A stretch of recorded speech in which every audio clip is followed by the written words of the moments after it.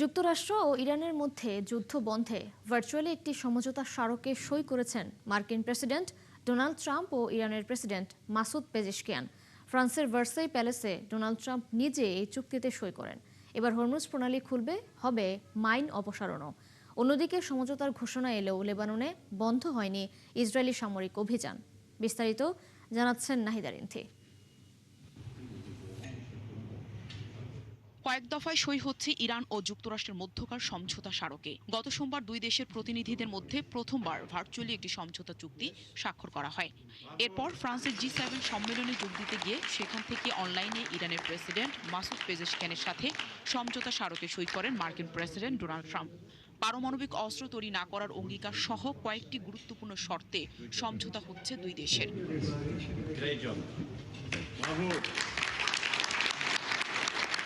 ফ্রান্সের president Emmanuel ম্যাক্রোর আয়োজিত এক নৈশভোজে প্যারিসের ভার্সাই প্রাসাদে সমঝোতা স্মারকে সই করেন প্রেসিডেন্ট ট্রাম্প। ঐতিহাসিকভাবে এই প্রাসাদে বহু গুরুত্বপূর্ণ চুক্তি সই হয়েছে, আর চুক্তির খসড়াটি দুই রাষ্ট্রপ্রধানই আনুষ্ঠানিকভাবে স্বাক্ষর করেছেন বলে জানিয়েছেন ইরানের পররাষ্ট্র মন্ত্রণালয়ের মুখপাত্র ইসমাইল বাঘাই। এছাড়াও কোনো পক্ষ চুক্তি ভঙ্গ করলে বড় ধরনের কূটনৈতিক ও রাজনৈতিক মূল্য দিতে হবে বলেও মন্তব্য করেন তিনি। সমঝোতা স্মারকটি ফার্সি থেকে ইংরেজিতে অনুবাদ করে দেয়া হয়েছে দুই পক্ষের বোঝার সুবিধার জন্য। এরপর আনুষ্ঠানিক ও চূড়ান্তভাবে স্বাক্ষরিত হয়েছে। চুক্তির আওতায় ইরান পরমাণু অস্ত্র তৈরি বা সংগ্রহ করবে না, এমন শর্ত থাকার কথা জানিয়েছে মার্কিন কর্মকর্তারা। পাশাপাশি সব ফ্রন্টে যুদ্ধ বন্ধ এবং হরমুজ প্রণালী আবার খুলে দেওয়ার বিষয়টিও সমঝোতার আওতায় রয়েছে বলে জানানো হয়েছে। পাশাপাশি আগামী ৩০ দিনের মধ্যে ওই অঞ্চলে নৌ অবরোধ তুলে নেবে যুক্তরাষ্ট্র, এবং ইরানও একই সময়ের মধ্যে প্রণালী থেকে মাইন অপসারণ করবে বলেও জানানো হয়েছে। সমঝোতার ফলে তেল রপ্তানির ওপর আরোপিত নিষেধাজ্ঞা শিথিল হওয়ার কথা রয়েছে। অন্তত ৬০ দিনের জন্য হরমুজ প্রণালী দিয়ে জাহাজ চলাচলে কোনো টোল আরোপ করা হবে না বলেও জানানো হয়েছে। তবে চুক্তির ঘোষণা এলেও লেবাননে ইসরায়েলি সামরিক অভিযান অব্যাহত রয়েছে, যদিও দেশটি যুক্তরাষ্ট্র ও ইরান সমঝোতার আওতায় রয়েছে বলে উল্লেখ করা হয়েছে। এদিকে হিজবুল্লাহ প্রধান নাইম কাশেম এই সমঝোতাকে বড় বিজয় হিসেবে উল্লেখ করেছেন। তিনি বলেছেন, ইসরায়েলের সঙ্গে লেবাননের আলোচনা কেবল পারস্পরিক নিরাপত্তার মধ্যেই সীমাবদ্ধ থাকা উচিত। তাই এখনও যুদ্ধবিরতি পুরোপুরি কার্যকর কতটা হবে তা নিয়ে সংশয় আছে আন্তর্জাতিক মহলে। নাহিদা রিন্থি, ৭১। যুদ্ধের ধ্বংসস্তূপ পেরিয়ে নতুন এক কূটনৈতিক অধ্যায়ে প্রবেশ করতে যাচ্ছে যুক্তরাষ্ট্র ও ইরান। পারমাণবিক কর্মসূচি, নিষেধাজ্ঞা প্রত্যাহার এবং বিশ্বের অন্যতম গুরুত্বপূর্ণ জ্বালানি পথ হরমুজ প্রণালী খুলে দেওয়ার বিষয়ে হয়েছে সমঝোতার রূপরেখা। তবে এই চুক্তি কি সত্যি স্থায়ী শান্তি আনবে, নাকি সামনে অপেক্ষা করছে নতুন সংকট? মধ্যপ্রাচ্যের রাজনীতিতে আসতে যাচ্ছে কেমন পরিবর্তন, আর কী বা হবে ইরানের পরমাণু কর্মসূচির ভবিষ্যৎ? দেওয়ান মুবাশশিরা হোসেনের রিপোর্টে বিস্তারিত। দীর্ঘ সংঘাতের পর যুক্তরাষ্ট্র ও ইরানের মধ্যে একটি কাঠামোগত সমঝোতা নতুন সম্ভাবনার দ্বার খুলেছে। তবে এই চুক্তি এখনও চূড়ান্ত নয়, বরং যুদ্ধবিরতির মধ্যে আলোচনার একটি রূপরেখা মাত্র। চুক্তির মধ্য দিয়ে প্রথম বড় পরিবর্তন আসতে পারে হরমুজ প্রণালীতে। বিশ্বের অন্যতম গুরুত্বপূর্ণ এই নৌপথ দিয়ে প্রতিদিন বিপুল পরিমাণ তেল ও গ্যাস পরিবহন হয়। শিগগিরই এই পথ খুলে দেওয়া হবে বলে জানিয়েছেন যুক্তরাষ্ট্রের প্রেসিডেন্ট ডোনাল্ড ট্রাম্প, এবং মার্কিন নৌ অবরোধও তুলে দেওয়ার নির্দেশ দেওয়া হয়েছে। এতে বিশ্ববাজারে তেলের সরবরাহ বাড়ার আশা তৈরি হয়েছে। তবে তেল সরবরাহ স্বাভাবিক হতে আরও সময় লাগতে পারে বলে মনে করছেন বিশেষজ্ঞরা। কারণ ইরাক, কুয়েত, সৌদি আরব ও সংযুক্ত আরব আমিরাতের মতো দেশগুলো তেল উৎপাদন কমিয়ে দিয়েছিল। আবার কিছু ক্ষেত্রে উৎপাদন দ্রুত শুরু হলেও ক্ষতিগ্রস্ত স্থাপনা পুরোপুরি সচল হতে কয়েক মাস, এমনকি কয়েক বছরও লাগতে পারে। আরেকটি বড় বিষয় হলো ইরানের পারমাণবিক কর্মসূচি। যুক্তরাষ্ট্র ও ইরান দুই পক্ষই বলছে পারমাণবিক অস্ত্র তৈরি করবে না তেহরান, কিন্তু মতপার্থক্য রয়েছে ইউরেনিয়াম সমৃদ্ধকরণের মাত্রা, আন্তর্জাতিক নজরদারি এবং ইরানের কাছে থাকা উচ্চমাত্রায় সমৃদ্ধ ইউরেনিয়ামের ভবিষ্যৎ নিয়ে। ইরান বর্তমানে ৬০% পর্যন্ত সমৃদ্ধ ইউরেনিয়াম রাখার দাবি করছে, যা বেসামরিক ব্যবহারের জন্য প্রয়োজনের চেয়ে অনেক বেশি। এখন প্রশ্ন, এই মজুদ কোথায় থাকবে, কে পর্যবেক্ষণ করবে এবং আন্তর্জাতিক পরিদর্শকদের কতটা সুযোগ দেওয়া হবে? চুক্তির আরেকটি গুরুত্বপূর্ণ দিক হল নিষেধাজ্ঞা প্রত্যাহার ও অর্থনৈতিক সুবিধা। আলোচনায় ইরানের জব্দ থাকা সম্পদ ছাড়ের বিষয়টি এসেছে। এই অর্থ দেশটির অর্থনীতিকে কিছুটা স্বস্তি দিতে পারে, তবে একই সঙ্গে অভ্যন্তরীণ চাপ সামলাতেও এই অর্থ ব্যবহার করতে পারে তেহরান। তবে সবচেয়ে বড় অনিশ্চয়তা রয়ে গেছে আঞ্চলিক রাজনীতিতে, বিশেষ করে ইসরায়েলের অবস্থান। ইসরায়েল দীর্ঘদিন ধরে বলে আসছে ইরানকে পারমাণবিক সক্ষমতা অর্জন করতে দেওয়া হবে না। ফলে নতুন সমঝোতা টিকিয়ে রাখতে যুক্তরাষ্ট্র, ইরান ও আঞ্চলিক শক্তিগুলোর মধ্যে সমন্বয়ই হবে সবচেয়ে বড় পরীক্ষা। দেওয়ান মুবাশশিরা হোসেন, ৭১। যুদ্ধ থামার আশায় দিন গুনছেন দক্ষিণ লেবাননের বাস্তুচ্যুত মানুষ। ধ্বংস হয়ে যাওয়া ঘর, বিচ্ছিন্ন পরিবার আর অনিশ্চয়তার মাঝেও তাদের চোখে একটাই স্বপ্ন, নিজের মাটিতে ফিরে যাওয়ার। যুক্তরাষ্ট্র ও ইরানের সম্ভাব্য শান্তি চুক্তির খবরে নতুন আশা জেগেছে বৈরুতে আশ্রয় নেওয়া হাজারো মানুষের মনে। তারা যেটি বলছেন, চুক্তি হলেই ফিরবেন যার যার ঘরে। আরও জানাচ্ছেন দেওয়ান মুবাশশিরা হোসেন। যুদ্ধ কেড়ে নিয়েছে ঘর, ভেঙে দিয়েছে স্বাভাবিক জীবন, তবুও নিজের বাড়িতে ফেরার স্বপ্ন ছাড়েনি দক্ষিণ লেবাননের মানুষ। যুক্তরাষ্ট্র ও ইরানের সম্ভাব্য চুক্তিকে ঘিরে নতুন আশায় বুক বাঁধছেন তারা। বৈরুতের একটি স্কুলে আশ্রয় নেওয়া হালা নেমর বাজ নামের এই নারী অপেক্ষা করছেন সেই মুহূর্তের, যেদিন তিনি আবার ফিরতে পারবেন নিজের গ্রামে। ইসরায়েলের তীব্র হামলার মধ্যে দক্ষিণ লেবাননের চেহাবিয়ে থেকে পালিয়ে ওই স্কুলে আশ্রয় নেন তিনি। এই যুদ্ধ কেড়ে নিয়েছে তার ঘর, পরিবারের শান্তি। যেদিন চুক্তি সই হবে আমি সঙ্গে সঙ্গে বাড়ি চলে যাব। রাত ২টা হলেও রওনা দেব। আমি আমার ঘর, আমার প্রতিবেশী, আমার সন্তানদের কাছে ফিরতে চাই। ২০২৪ সালের যুদ্ধের পর নিজের বাড়ি পুনর্নির্মাণ করতে ঋণ করেছিলেন হারলা, কিন্তু নতুন হামলায় আবারও ধ্বংস হয়েছে সেই ঘর। আমি খুব কষ্ট পাই, বারবার চেষ্টা করি ঘুরে দাঁড়াতে, কিন্তু আবার পিছিয়ে যেতে হয়। যুদ্ধের পর বাড়ি ঠিক করতে ঋণ নিয়েছিলাম, এখন বাড়িটাও নেই। কিভাবে আবার সব শুরু করব জানি না। একই রকম ভয় আর অনিশ্চয়তার মধ্যে দিন কাটছে দেশটির বেশিরভাগ বাস্তুচ্যুত মানুষের। অস্থায়ী বাসস্থান, রান্নার ছোট ব্যবস্থা, কিছু প্রয়োজনীয় জিনিস আর স্মৃতির বোঝা নিয়েই চলছে জীবন। অনেক মানুষ এখনো অপেক্ষা করছেন নিজেদের এলাকায় ফেরার জন্য। কেউ কেউ বলছেন ঘর পুরোপুরি ঠিক না থাকলেও তারা ফিরতে চান, কারণ সেই মাটির সঙ্গে জড়িয়ে আছে তাদের স্মৃতি। যদি শুধু একটুও মাটি থাকে আমি সেখানেই বসবো, ঘুমাবো। এটাই আমার বাড়ি, আমার সন্তানরা এখানে জন্মেছে, আমার স্মৃতি এখানে।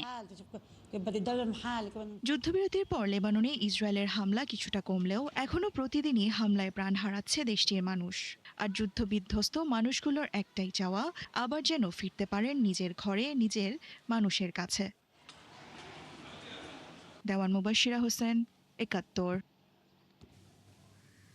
অধিকৃত পশ্চিম তীরে দুটি গ্রামের মসজিদে অগ্নিসংযোগ ও ভাঙচুর করেছে ইসরায়েলি বসতি স্থাপনকারীরা। তুরস্ক ভিত্তিক সংবাদ সংস্থা আনাদোলো এজেন্সি এই খবর জানিয়েছে। স্থানীয় জানান, একদল অবৈধ বসতি স্থাপনকারী অধিকৃত পশ্চিম তীরের জিলজিলিয়া গ্রামে ঢুকে একটি মসজিদে আগুন ধরিয়ে দেয়। এতে নারীদের নামাজের কক্ষ পুড়ে যায় এবং ভবনের বাইরের অংশ ক্ষতিগ্রস্ত হয়। একই সময় তারা দেয়ালে হিব্রু ভাষায় লেখা স্লোগানও স্প্রে করে। একই দিনে কাছাকাছি মাজরা আল নুবানি গ্রামেও আরেকটি মসজিদে আগুন দেয়া হয় এবং সেখানে একই ধরনের লেখা স্প্রে করা হয় বলে জানানো হয়। জিলজিলিয়া গ্রামটি সম্প্রতি একাধিক হামলার শিকার হয়েছে বলেও স্থানীয়রা অভিযোগ করেছেন।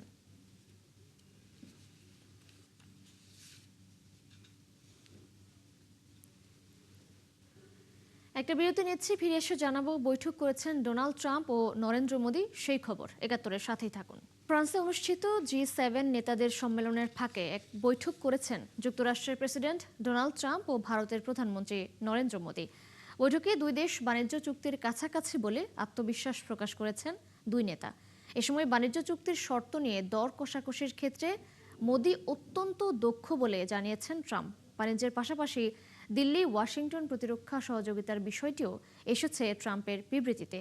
ট্রাম্প বলেন, যদি ভারতের উপর কোনো আক্রমণ হয় তবে যুক্তরাষ্ট্র সব সময় তাদের সাহায্য করতে এগিয়ে আসবে। মোদীর প্রশংসা করে মার্কিন প্রেসিডেন্ট আরও বলেছেন, তিনি নম্র তবে কঠিন একজন মানুষ। বৈঠকে ভারতের প্রধানমন্ত্রী মোদী পশ্চিম এশিয়ায় শান্তি ফিরিয়ে আনার জন্য ট্রাম্পের প্রচেষ্টার প্রশংসা করেন। তিনি ভারত যুক্তরাষ্ট্র সম্পর্কের নতুন গতিশীলতার কথা উল্লেখ করেন।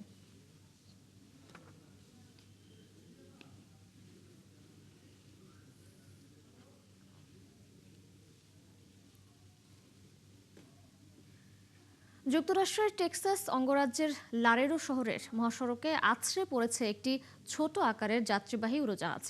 এই দুর্ঘটনায় সেই উড়োজাহাজটির ৬ জন যাত্রীর মধ্যে একজন নিহত হয়েছেন। স্থানীয় সময় মঙ্গলবার রাত ১০টার পর লারেডো শহরের লুপ 20 নামের মহাসড়কে এই দুর্ঘটনা ঘটেছে বলে বার্তা সংস্থা এএফপিকে নিশ্চিত করেছেন লারেডোর পুলিশ বিভাগের তদন্তকারী কর্মকর্তা জোসে বায়েজা। ঘটনার পর বন্ধ করে দেয়া হয় সড়ক। দুর্ঘটনার পরপরই ফায়ার সার্ভিস, পুলিশ ও জরুরি উদ্ধারকারী দল ঘটনাস্থলে পৌঁছে উদ্ধার অভিযান শুরু করে। প্রত্যক্ষদর্শী ও স্থানীয়রা উদ্ধার কাজে সহায়তা করেন। ভিডিও ফুটেজে দেখা যায় দমকল কর্মীরা আগুনে জ্বলতে থাকা বিমানের ধ্বংসাবশেষ থেকে যাত্রীদের বের করার চেষ্টা করছেন। কর্তৃপক্ষ জানিয়েছে বিমানে থাকা ৬ জনের মধ্যে অন্তত একজনের মৃত্যু হয়েছে। বাকি ৫ জনকে হাসপাতালে পাঠানো হয়েছে চিকিৎসার জন্য। এছাড়া উদ্ধার অভিযানে অংশ নেওয়া ৫ জন পুলিশ সদস্যও আহত হয়ে হাসপাতালে চিকিৎসা নিয়েছেন। স্থানীয় প্রশাসন জানিয়েছে পরিস্থিতি এখন নিয়ন্ত্রণে থাকলেও দুর্ঘটনার প্রকৃত কারণ জানতে তদন্ত চলছে।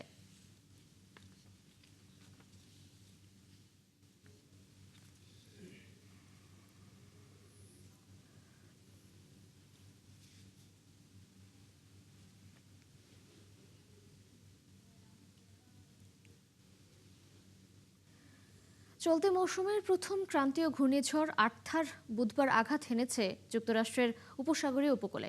এর প্রভাবে উপকূলীয় অঞ্চলে বন্যার সতর্কতা জারি করেছে মিয়ামির National Hurricane centre.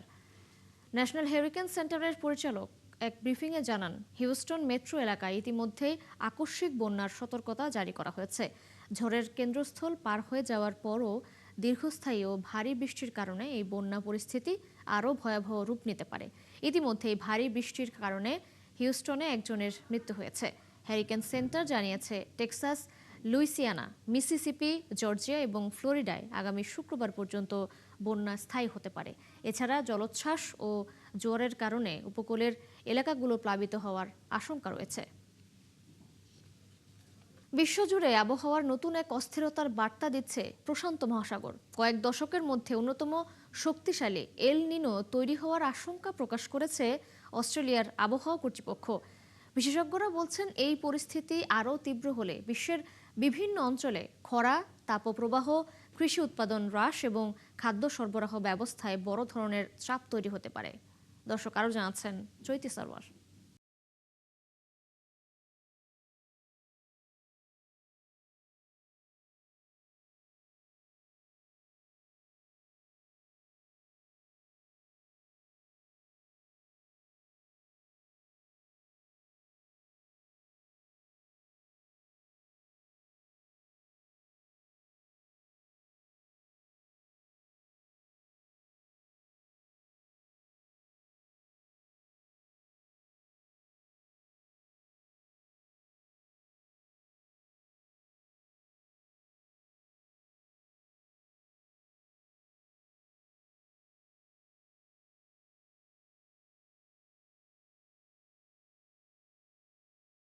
Republic of কঙ্গোতে ছড়িয়ে পড়া ইবোলা প্রাদুর্ভাব সাম্প্রতিক বছরগুলোর মধ্যে সবচেয়ে ভয়াবহ রূপ নিতে পারে বলে সতর্কবার্তা দিয়েছে African Centres for Disease Control and Prevention বা আফ্রিকা সিডিসি।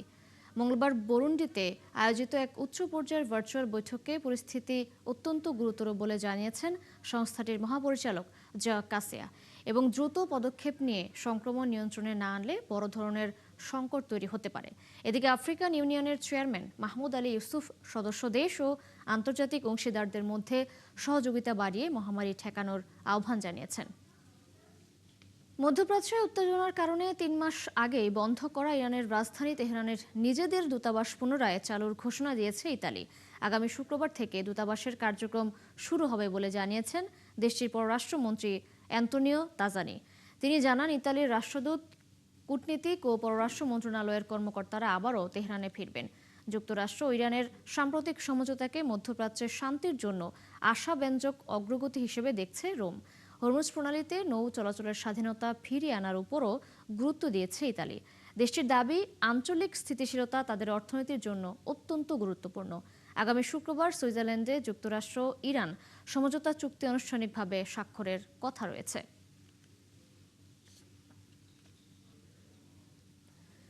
যুক্তরাজ্যের রাজধানী লন্ডনে বাংলাদেশের ঐতিহ্যবাহী গ্রামীণ সংস্কৃতির অংশ চ্যারিটি বোট রেসের পঞ্চম আসর নৌকা বাইচ প্রতিযোগিতা অনুষ্ঠিত হয়েছে। বিখ্যাত নিউহ্যাম রিগাটা সেন্টার লেকে ঐতিহ্যবাহী এই নৌকা বাইচ প্রতিযোগিতা অনুষ্ঠিত হয়। প্রতিযোগিতায় মোট 4টি ক্যাটাগরিতে 40টি টিম অংশ নেয়। প্রতিযোগিতাটিতে দেখতে নদীর দুই তীরে হাজারো দর্শকের সমাগম ঘটে। আয়োজকরা জানান, এই নৌকা বাইচ লন্ডনের দীর্ঘদিনের সাংস্কৃতিক ঐতিহ্যের অংশ এবং প্রতি বছর এটি স্থানীয় ও আন্তর্জাতিক দর্শনার্থীদের আকর্ষণ করে। প্রতিযোগিতায় জগন্নাথপুর উপজেলা চ্যাম্পিয়ন হয়। দর্শক, এই ছিল এখনকার আয়োজনে। বিশ্বের আরো নতুন কিছু খবর ও বিশ্লেষণ নিয়ে দুপুর 1টায় আবারও হাজির হবে বিশ্বযোগ। সরাসরি সংবাদ অনুষ্ঠান দেখতে চোখ রাখুন ৭১-এর ফেসবুক পেজে এবং সাবস্ক্রাইব করুন ৭১-এর ইউটিউব চ্যানেল। থাকুন ৭১-এর সাথে।